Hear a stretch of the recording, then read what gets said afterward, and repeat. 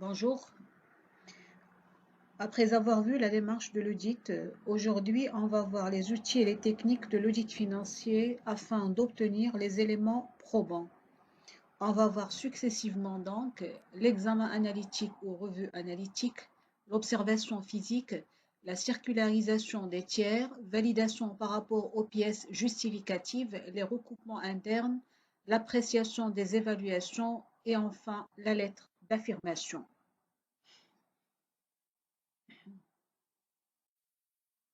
On commence donc par l'examen analytique, appelé aussi revue analytique. L'examen analytique est défini comme étant l'analyse des fluctuations par rapport au budget, aux chiffres des années précédentes et à tout autre chiffre de référence approprié.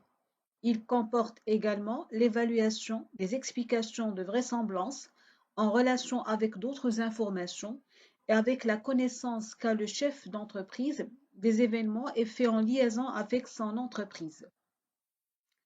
Il s'agit donc de faire des comparaisons entre les données résultant des comptes annuels et des données antérieures pour analyser bien sûr l'évolution. Aussi, comparer les données résultant des comptes annuels aux données postérieures et prévisionnelles, avec les données bien sûr d'entreprises similaires. Et le but, c'est établir des relations entre elles afin d'analyser les fluctuations et les tendances, étudier et analyser les éléments inhabituels résultant de ces comparaisons.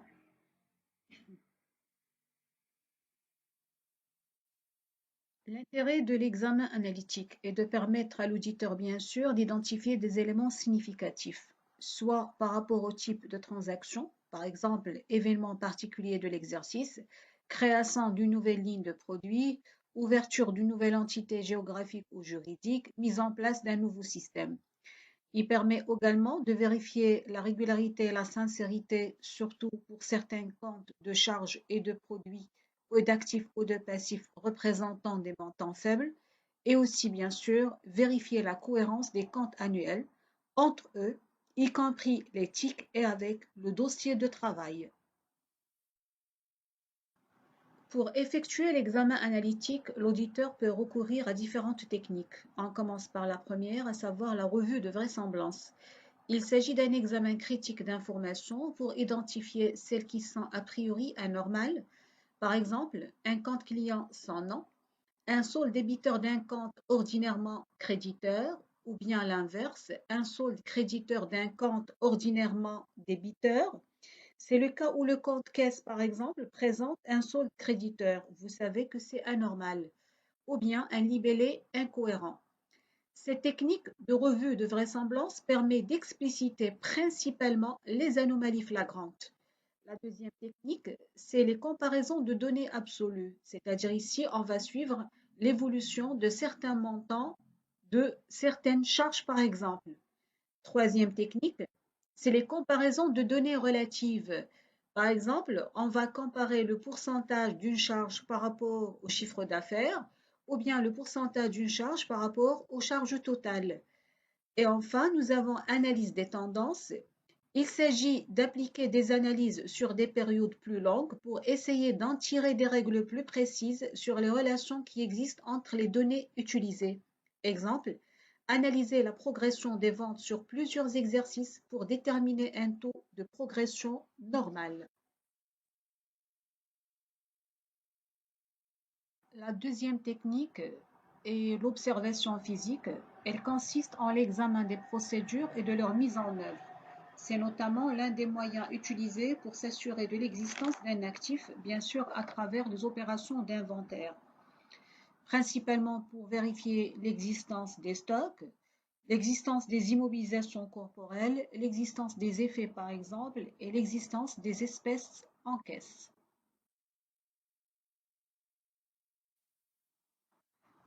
Remarque, certaines entreprises, au lieu de procéder à un inventaire complet de fin d'exercice, ont recours aux inventaires tournants, c'est-à-dire réaliser l'inventaire plusieurs fois dans l'année, ou à un inventaire à une date antérieure à la clôture. Prenons le premier cas, c'est le cas d'inventaire tournant. L'auditeur se fait communiquer le programme de comptage et doit programmer son assistance au moins aux inventaires les plus importants. Il doit par ailleurs s'assurer que le programme est respecté et que les écarts décelés sont correctement ajustés au fur et à mesure.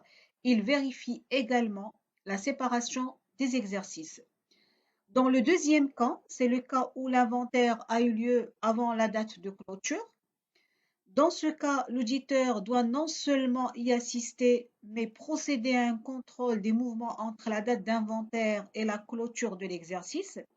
En outre, il devra s'assurer que les fiches de stock ont été correctement ajustées des écarts d'inventaire et que ceux-ci ne sont pas dus à une mauvaise séparation des périodes. Enfin, la séparation des exercices devra également être vérifiée à la fin de l'exercice.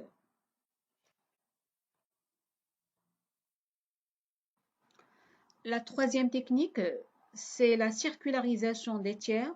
Donc la circularisation ou la confirmation directe est une technique d'audit qui consiste à demander à un tiers ayant des liens d'affaires avec l'entreprise vérifiée de confirmer directement à l'auditeur des soldes, des opérations ou toute autre information.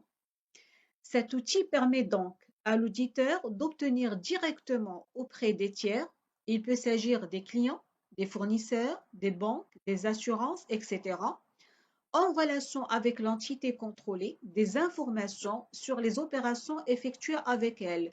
Par exemple, le tiers ici peut être un client dans le cas d'une opération de vente ou bien un fournisseur dans le cas d'une opération d'achat. Le niveau de preuve ainsi traité peut être considéré comme fiable. L'information obtenue permettant de vérifier donc la réalité et l'exhaustivité des opérations.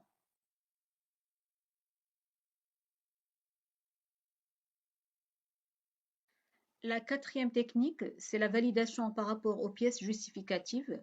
Parallèlement aux autres techniques de contrôle, l'audit implique l'examen d'un volume important de documents. On peut faire la distinction entre quatre catégories de pièces. Tout d'abord, nous avons les pièces créées à l'extérieur de l'entreprise et gardées par elle. Il s'agit par exemple des factures fournisseurs, les bons de commande reçus des clients, la correspondance reçue des tiers et les relevés bancaires. La force probante de ces documents est bonne si l'entreprise n'y a pas apporté de modifications, c'est-à-dire l'entreprise n'a pas modifié ses pièces. Deuxième catégorie, nous avons les pièces créées par l'entreprise et qui portent la marque d'une circularisation extérieure, bien sûr, par une tierce personne. Il s'agit par exemple des effets à recevoir acceptés, les bordereaux de remise des valeurs à la banque, les doubles des bons de livraison signés et cachetés par le client. La force probante de ces documents peut être aussi assimilée à celle des documents créés à l'extérieur de l'entreprise et conservés par elle. Troisième catégorie sont les pièces créées par l'entreprise et adressées à des tiers. Il s'agit par exemple des factures clients, les bons de commande adressés aux fournisseurs, la correspondance adressée à des tiers. La force probante de ces documents est moindre. Il faudra analyser si ces documents sont confirmés par des documents créés par des tiers, exemple le cas du règlement des clients. Enfin, nous avons les pièces créées et retenues par l'entreprise. Il s'agit par exemple des ordres de fabrication, bons de sortie, demandes d'achat. Cette catégorie de pièces a la force probante la plus faible, en raison bien sûr, soit de la création de pièces sur ordre de la direction pour justifier des opérations fictives, soit la création de pièces fictives pour dissimuler des fraudes commises. Toutefois, ces documents seront d'autant plus probants que le contrôle interne sera fiable et important. Circulation de documents entre plusieurs mains avec apposition d'un visa à chaque manipulation ou vérification pour éviter tout risque de manipulation. La cinquième technique, ce sont les recoupements internes. Comme vous le savez bien, la véracité d'un élément est meilleure lorsqu'il y a différentes sources d'informations. L'auditeur sera en effet satisfait si une opération pourra être confirmée grâce au rapprochement de chiffres ou de faits provenant de sources différentes. Quelques exemples de recoupements internes. On peut citer le cas de rapprochement entre amortissement et provision au bilan et dotation et reprise au compte de résultat, le CPC.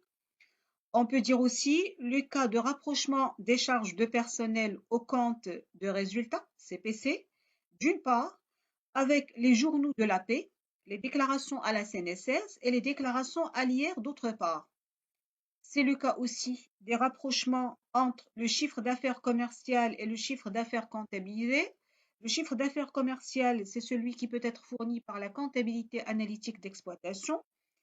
Et aussi le rapprochement entre le chiffre d'affaires déclaré à la TVA et le chiffre d'affaires comptabilisé.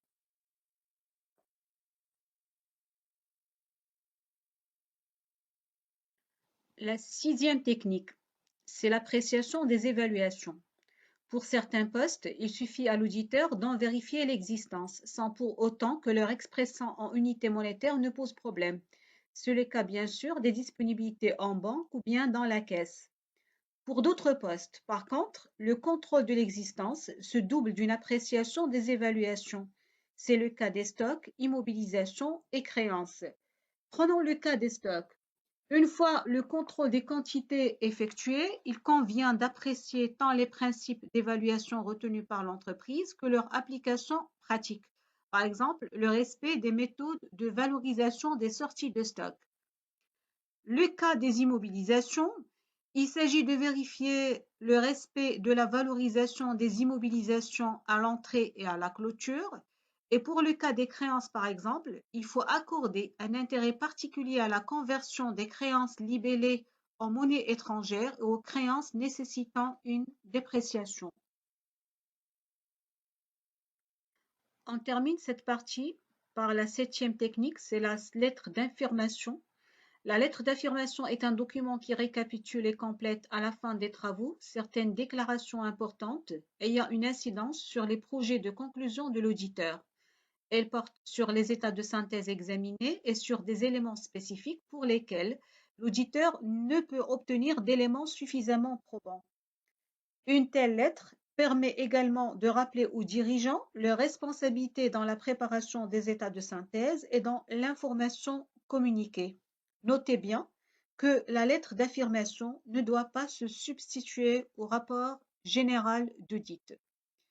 Donc sur ce, je vous remercie, à la prochaine fois.